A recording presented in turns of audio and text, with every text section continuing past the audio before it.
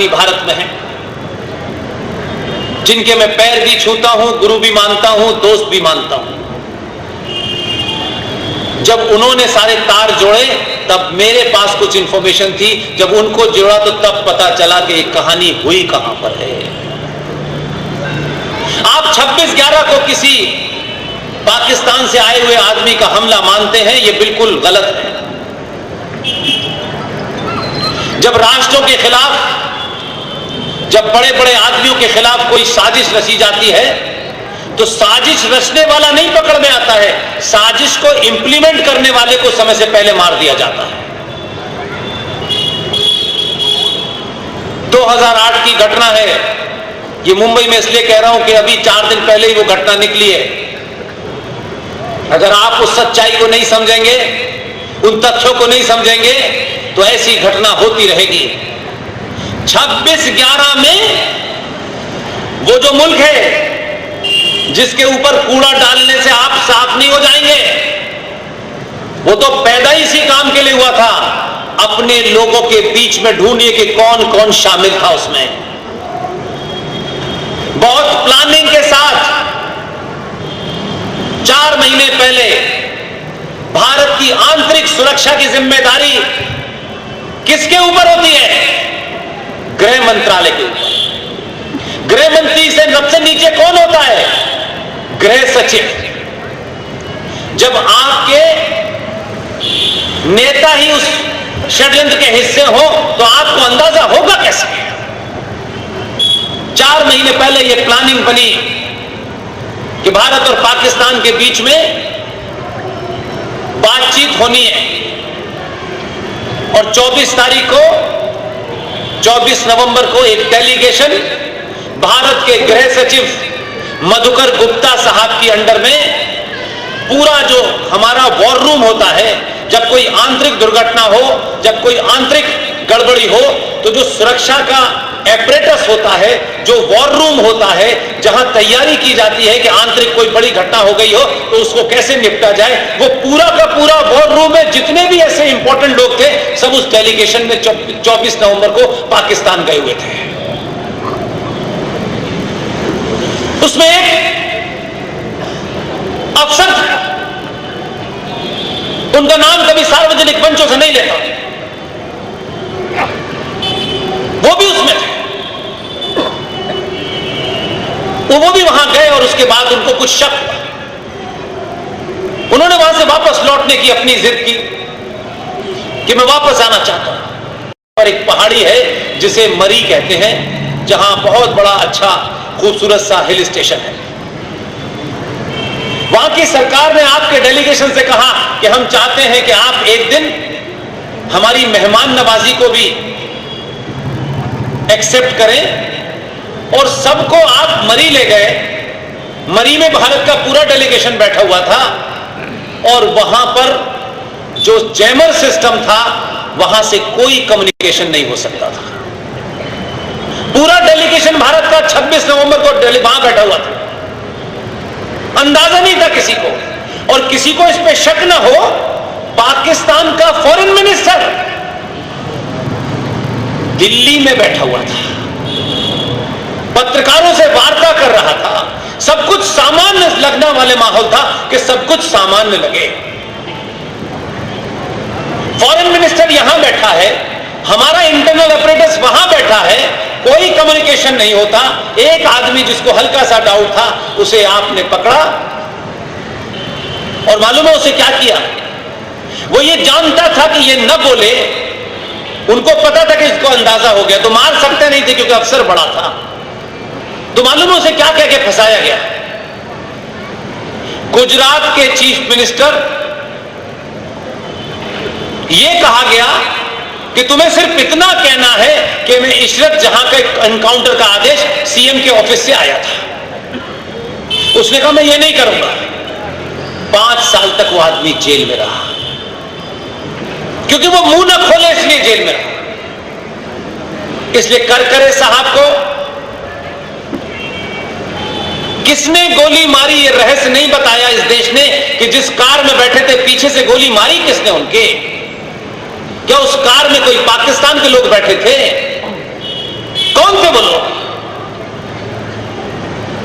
करकरे से लेके परमवीर का क्या रिश्ता है साध्वी प्रज्ञा से? और घटना घट गई। और आपने पूरे देश में देखा होगा, अभी 4 दिन पुरानी कहानी है। मुझे ये घटना इसलिए याद रहती है कि हमारा समाज इन बातों पर सोता रहता है। सब कुछ प्लानिंग ठीक थी, लेकिन आपके बीच में एक अदना सा पुलिस वाला बेचारा, उसके सीने में जितनी गोली कसाब उतार सकता था उतार दी, लेकिन तुकाराम ने उसे जिंदा पकड़ लिया। मरीन ड्राइव पे उनकी मूर्ति लग गई, खत्म। हमने बहादुर की मूर्ति लगा दी, बस खत्म हो गया। क्या 26 नवंबर पर देश ने, किसी ने भी आपने सुना कि तुकाराम को किसी ने श्रद्धांजलि दी? हम तुकाराम नहीं पैदा करने चाहते, उसके परिवार, उसके वंशजों को यह मैसेज देना नहीं चाहते कि जो राष्ट्र को बचाने के लिए अपनी जान दे सकता है, हम उसके लिए 2 मिनट के लिए मौन नहीं रखेंगे। लेकिन था कि मात्र इस घटना के 2 महीने के अंदर ही एक सड़क छाप, जो किसी कैंटीन का मैनेजर होता था, वो उर्दू का पत्रकार बन गया और उसने एक किताब लिख दी। और उस किताब का विमोचन यही हुआ। एक महान फिल्म डायरेक्टर, एक पार्टी के अध्यक्ष, हिंदुस्तान में 1857 के बाद देवबंद नाम का मदरसा स्थापित करने वाले मदनी, ये सब मौजूद थे और नेता भी उसमें मौजूद था। 2 महीने में दुनिया ने गुत्थी नहीं सुलझाई, लेकिन कुछ लोगों ने गुत्थी सुलझा दी कि 26/11 आरएसएस की साजिश थी। फौरन उन्होंने पलटवार किया, इससे पहले कि पोल खुल जाए उन्होंने किताब लिख के दी। और इस देश में विश्वविद्यालयों के अंदर, संगठनों के अंदर, पॉलिटिकल पार्टीज में, हजारों संगठनों के बीच में कैसे एंटी नेशनल काम करते हैं। वो रॉ के पूर्व डायरेक्टर भी थे और आर्मी में कर्नल भी हैं। ये उनकी लिखी हुई किताब में है और इसी में कुछ इनपुट है। ये पढ़ लेंगे तो आपको देश भर में करोड़ों सुशील पंडित और आरएसएन सिंह पैदा हो जाएंगे। इसलिए अगर 2022 के भारत में भी अगर आज आप ये समझते हैं कि सरकार बनाने से हिंदुत्व मजबूत हो जाता है, नहीं होता। इसलिए मैं बार बार कहता हूं, राष्ट्र को जगा दो, फिर राष्ट्र तय कर लेगा किसको हटाना है और किसको बिठाना है।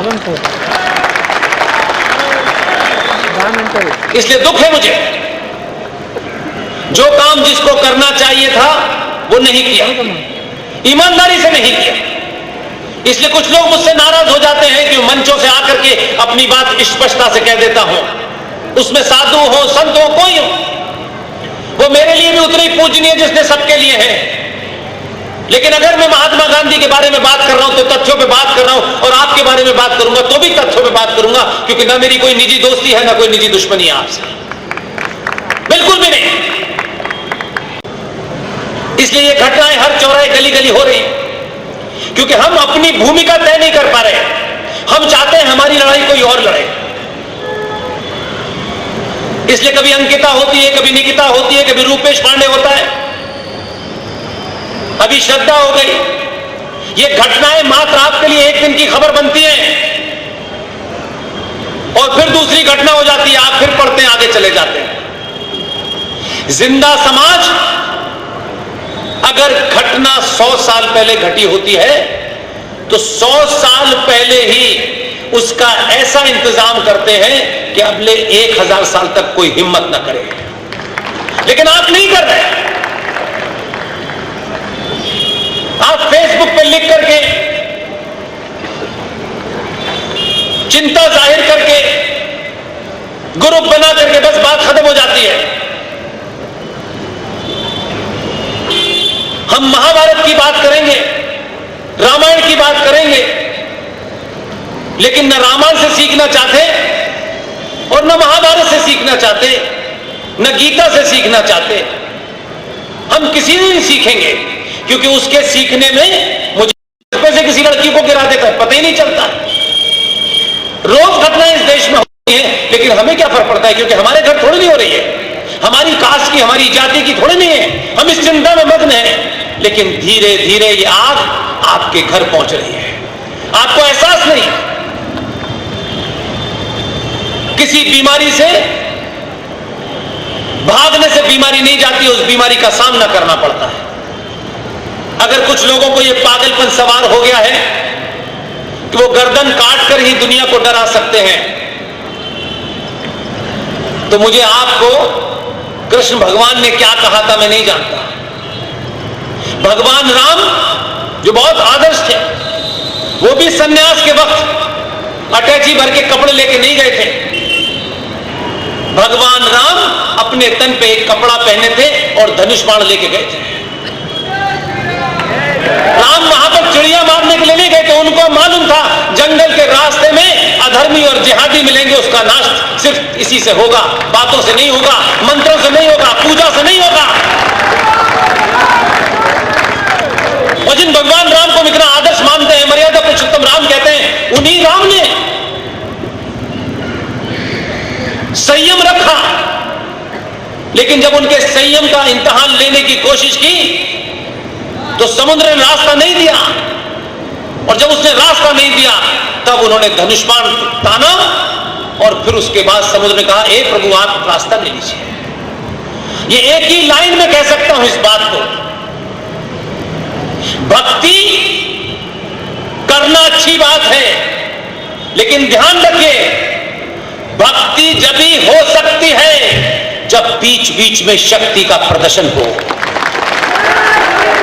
बिना शक्ति के आप भक्ति भी नहीं कर सकते। इसलिए समय की मांग है, न किसी निर्दोष को मारिए, न डराइए, न धमकाइए, लेकिन साथ में लाइन जोड़ता हूं, और ना ही किसी के ऊपर हथियार उठाइए। लेकिन अगर किसी पागल ने यह तय कर लिया है कि वह आपको बंदूक से और तलवार से मारेगा, तो इस देश की सुप्रीम कोर्ट भी इस बात की इजाजत देती है कि आपको अपनी जान की रक्षा करने के लिए प्रतिकार करने का अधिकार है। जब हम नहीं रहेंगे, जब सामने वाला हत्या कर देगा, तो यह आदर्श किस काम आएगा? आपके आने वाले वंशज पूछेंगे, जब आप ही समाप्त हो गए, जब मानवता ही समाप्त हो गई, तो इस आदर्शवाद को क्या चाटोगे? इसलिए मंत्रों का जवाब मंत्रों से दीजिए, तर्क का जवाब तर्क से दीजिए। लेकिन अगर कोई तलवार से डराता है तो छत्रपति महाराज की तलवार भी आपके पास है।